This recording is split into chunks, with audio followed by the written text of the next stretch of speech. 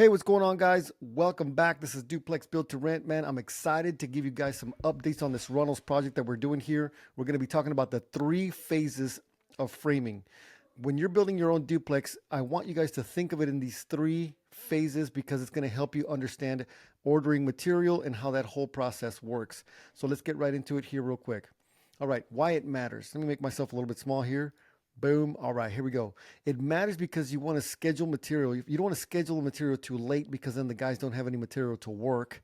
Or you don't want to schedule it too soon because then you are opening yourself up to vandalism. You're opening yourself up to theft and those types of things. The three major phases I've broken this down into are going to be the wall framing, the ceiling joist, and the roof framing. So let me show you real quick. What I've done is I've ordered the wall framing and the ceiling joists all at one time on the first go around, mostly because these guys move relatively quickly. So I've communicated that with the framers. They understand it. I understand it. So it's cool. We're going to order it that way. Now, where you are and how your guys operate might be a little bit different. So again, I'm just telling you how I'm doing it. So this is just the wall framing right here. And basically what that means is we have the walls, the exterior walls and the interior walls pretty much finished up. These braces that we have here just going to be to just hold the structure up so it doesn't move too much while we're working on it. Here is the electrical conduit, and what that means is just a plastic tube where the electrician can bring in a line this way and then run it in through the concrete and then back up out this way, and then he's going to cut that somewhere around here. But anyways, he'll be able to run it so he can have electricity to an island that we know is going to be there anyway. So very, very cool. This is an electric rod. This is the ground rod that's required by code to have. And so, you know, the guys just work around it that way. They notch into the wood right there. You see that? And so let me show you something real quick here. This wood that's on the exterior of this wall here in Texas, we use 2x4s. Okay, 2x4s is enough to basically keep the elements out. So I know it gets hot here, but you know, some places and some people, they like to do walls that are 2x6, especially in very, very cold climates. The 2x6 walls is pretty much standard. It costs a little bit more, but it is going to give you the ability to have more insulation. Now, this party wall, which is going to be the center wall, also known as the firewall, party wall. This wall here, based off of what we're going to be doing for our plans, is going to be a 2x6 wall. So this is a 2x6 board here, and then this one that goes up, all of these are also 2x6 as compared to these ones that are going to be 2x4s. Let's see. What else can I show you guys here?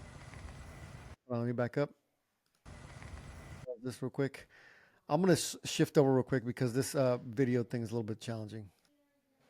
All right, guys, so I like this way of showing you the video a little bit better. So let's go into it. Here we are at the 104 Runnels property. Those are our permits. We're going to be going in and just taking a look at some of this stuff. Some of the holes that are in here are for the windows. They haven't been completely done yet, but they're just kind of like, you know, getting the major framing stuff in as fast as possible. Everything is looking pretty good here. Here we have the utility room. Notice how in the utility room, the pipe, the wastewater for the washing machine is inside the wall. So that's exactly what we want. Looks good. I'm going to show you some errors that have already been made. But, you know, I don't want you guys to freak out, okay, about errors and issues that may have been made on some of these things, especially if it's your build or your first time build. These types of things happen. I mean, we've built this particular plan probably, you know, 5-6 times already. I don't remember how many times we've done them here locally. And we're using the same guys and they still mess it up. It's not that it's like a perfect exact science. It's just that, like, they're not just framing or doing plumbing or doing any of this stuff just for me only. They're working other projects, other stuff. So some of the information might be a little bit, you know, they may not have it exactly right. So let's take a look at this here. So you see how this wastewater pipe is inside of the wall? That's exactly what we want. So we have the tub facing this way, and then we have the vent for that pipe there, and then we have the toilet here and the vent for that toilet right there. So this is the party wall. I'm going to go right through it. Going to the other side of the duplex. You see how the plumbing is inside the walls, exactly what we want. The toilet obviously is going to go there, but you know, the vent for the toilet is going up the wall. And I'm going to show you here the problem that we have. You see those pipes that are in the guest bathroom? This is a problem. So here, the plumbers did not, they were off by about, this much distance basically. And so the challenge here now, and what I recommend that you do, because this happened to us, right? What I recommend that you do is that before you even start doing any of this stuff, you have to try to come up with some sort of a solution. One of the potential solutions that we had was like, hey, well, let's move this whole wall this way instead of having to move the plumbing. And so what happens is that now makes the tub smaller, and so now you can't fit a standard 5 foot tub, right? And so like, okay, so then the wall that's over on this side, this wall now has to be moved. And then, we have to start moving a bunch of stuff, and it just makes it very complicated. It's just hard to understand the implications of having to move one wall. The wall also that we're looking to move is going to impact the bedroom. So the bedroom entrance to that wall is also going to have a problem. So you see how if we were to move this wall, this opening now has to be smaller, and so the hallway ends up being narrower. And then at a certain point, you're going to be outside of code, and that's exactly what we don't want. So instead, in this particular scenario, we're going to have to break the concrete, or at least the plumber's going to have to do it, because we called him out and we're like, hey man, this is an issue. And he's like, go ahead and put the walls in and we'll just move these later. Okay. So normal stuff, it happens, guys. It's not the end of the world. There's solutions to it. Just going to cost a little bit more money. But that's really going to be on the plumber, not on us. See, that one's inside the wall. Excellent. It's exactly what we want.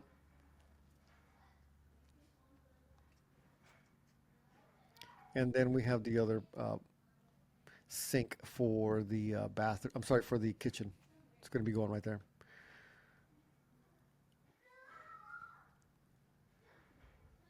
Cool. So that's all of the updates that we have right now for, there's a ground rod. All right, guys. So that is all the updates that we have. Remember, there's going to be 3 phases, and I'm going to back it all the way up to the very beginning to kind of explain to you just real quick. The next phase that we're going to be dealing with is going to be the ceiling joist phase. That phase is going to be all of the pieces of wood that come this way and hold the structure together in this direction. They come across like this. That's going to be the ceiling joists.